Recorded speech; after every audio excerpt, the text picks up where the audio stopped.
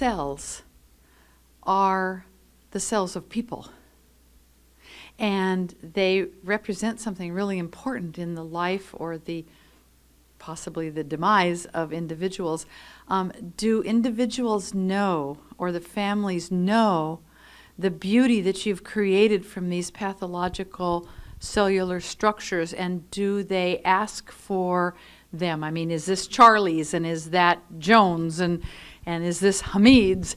And how do they know that you have created such beauty from what might be considered really a catastrophic part of their life and death? So this is a loaded question. Well, I don't mean it to be No, loaded. but I'll tell you. It's actually an excellent question.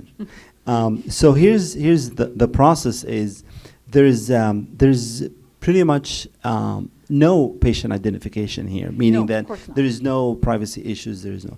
My process also doesn't allow me to know who this person is, because what happens is when I take the image, I save it. I don't save it with the patient's name or the case number. I just save it with what I see. So this would be saved under peaceful resistant, and then when I enhance, it would be peaceful resistant dash enhanced, and that's So it doesn't really. I can't go back and identify the patient with it.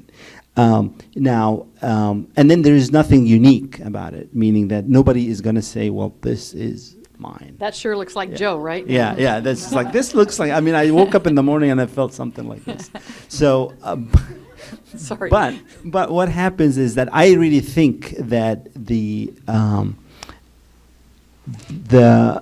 one way we think that there is a future in this type of art is in the area of art therapy. So people who go through trauma, they sit down and they draw, and then there's like. So I can envision this. Maybe not now. Maybe not in 5 years. But I can envision, for example, a cancer survivor who wants to memorialize their fight and celebrate their journey, and they would sit down with a psychologist and with a pathologist, an artist, and they go through, and then the artist say, okay, all right, what here, and they capture that image, and that could be an image that would be printed, and they put the date of the first diagnosis and the date of cancer-free, something like that, right? It could be done. It could be done. It has to be positioned right. The patient has to be ready for it, because there's post-traumatic traumatic stress disorders and issues like that. So you have to really make sure that it's not done where it's pushed. But there is a gentleman called Myers. He's a brilliant artist who has a program called Scars for Life.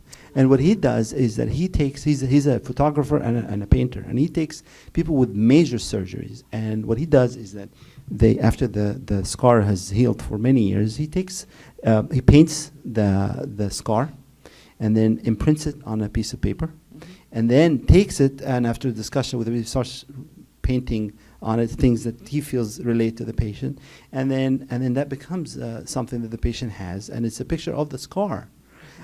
Beautiful work. Look them up. It's called Scars for Life.